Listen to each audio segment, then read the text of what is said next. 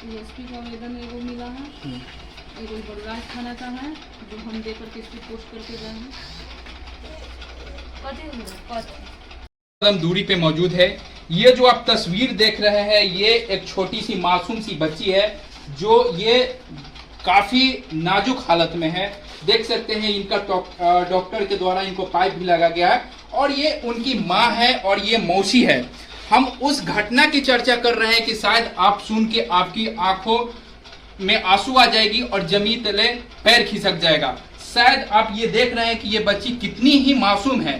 अपने पिता के दर्द से ये बच्ची जूझ रही है। किसी भी पिता को ये होता है कि मेरी बच्ची का जन्म हो, हम अपनी बच्ची को पालेंगे पोसेंगे बड़ा करेंगे और उसकी शादी विवाह करके एक अच्छे घर में उसकी शादी करेंगे। लेकिन एक ऐसे इनकी इस बच्ची के पिता है, शायद हैवानियत से भी कम नहीं इनके साथ किए हैं और इनके मम्मी के साथ। शायद ये मैं नहीं कह रहा हूं, ये बच्ची और इनकी माँ की जुबानी। आइए मैं इनसे जानने का प्रयास करता हूं कि घटना क्या हुआ। आप ये बताएं जो अभी आपकी बच्ची जो इस हालत में है, ये बहुत सारे यहाँ देखा जा रहा है कि डॉक्टरों का ऊर्जा है, तमाम दवाइयाँ है और ये बच्ची अभी इस हालत में है, तो आपकी बच्ची के साथ क्या हुआ? क्या हुआ आपके बच्ची के साथ जो ऐसे है? बच्ची के साथ पूरा मार के पीट के मुआने का फेरा है। कौन मारा पीटा? निकेश सा। कौन है निकेश सा? निकेश सा इसके पिताजी, यानी बच्ची इसकी के पिताजी आपके पति हैं? हाँ, हमारे पति। तो कोई भी पति अपने बेटी को और पत्नी को तो नहीं पीटता है, फिर ऐसे क्यों किए? लेकिन वो क्यों किए, हम लोग को दूसरे से मैंने नाजायज संबंध था ना। कौन, किससे है नाजायज? भौजाई से जी। उसकी बड़की भाभी है रिंकू देवी, उसी से नाजायज संबंध है। वो सोच रही है क्या कि वो जो कहती थी कि नट्टी पर लात धर के अभी मार देना है तो मरिए देना है, एकदम नट्टी पर लात धर के पागल झागल ऐसे कहती थी।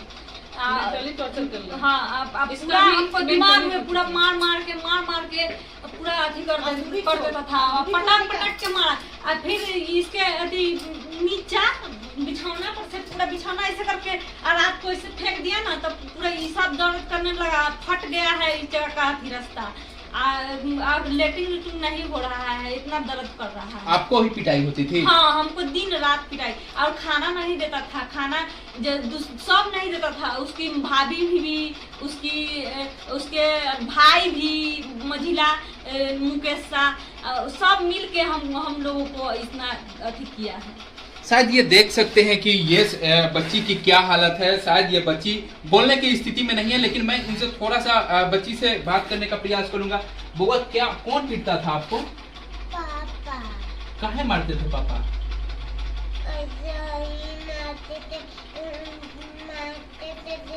नहीं पता है। पापा मारते थे? हमको नहीं पता है बोलो। यानी इस बच्ची की आवाज नहीं निकल पा रही है और इस बच्ची को सुन सकते हैं कि ये बच्ची कह रही है कि पापा मारते थे। और हमने जब इसने पूछने का प्रयास किया कि क्यों मारते थे, तो बच्ची बताने में असमर्थ है। और इनके यहाँ पे नानी है और इनकी माँ है। इस माँ पे क्या बीतता होगा कि कोई भी माँ अपनी बेटी को शादी करता है कि शायद मेरी बेटी ससुराल जाए और खुशहाल जिंदगी जी सके, लेकिन शायद इनके नसीब में ऐसा नहीं हुआ और इनके बेटी और इनकी नतनी को बुरी तरह से पीटा जाता है। और ये जो बच्ची है, इस बच्ची का लखनऊ में इनका इलाज चल रहा है लगातार 6-7 महीना से। आप देख सकते हैं इनकी नानी है, मैं इनसे भी जानने का थोड़ा सा प्रयास करता हूँ।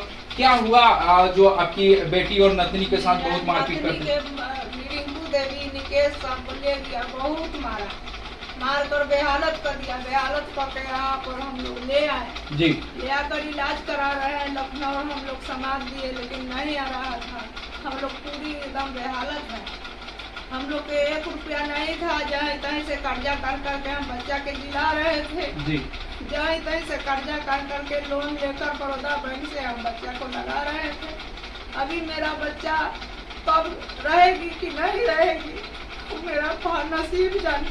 बहुत दिक्कत से हम बच्चा पोसे, लेकिन वो एको बार हमारा बच्चा को बेटी को नहीं देखा, नहीं 1 रुपया हमको दिया, कोनो फैमिली नहीं आया। लेकिन हम जैसे तैसे बच्चा लेकर अपना लड़की लेकर जी रहे हैं, तरफ के जी कर हम इसी दुनिया में है। इसी तरह हमारा कोई पंच के बेटी के नहीं हुए हमारा जैसा। हमारा नसीब खराब हो गया कि उस लड़का से उस लड़की के शादी हो गया। यानी आप देख सकते हैं कि ये उनकी माँ है और कितनी बेबस है और कितनी लाचार है जो रो रही है। और इस छोटी सी बच्ची को लखनऊ में लगातार 6 महीने से इलाज करा रही है। 1 रुपया नहीं। यहाँ पे उनकी मौसी है, मैं इनसे भी जानने का प्रयास करूंगा कि क्या हुआ घटना। और आपके घर पे है ये बच्ची और आपकी दीदी आपके घर पे है, क्या हुआ ये आपके घर पे है और ये इस हालत में इस बच्ची है? इस दोनों को जब मारपीट किया जी तो दोनों बेहालत था वहाँ पे।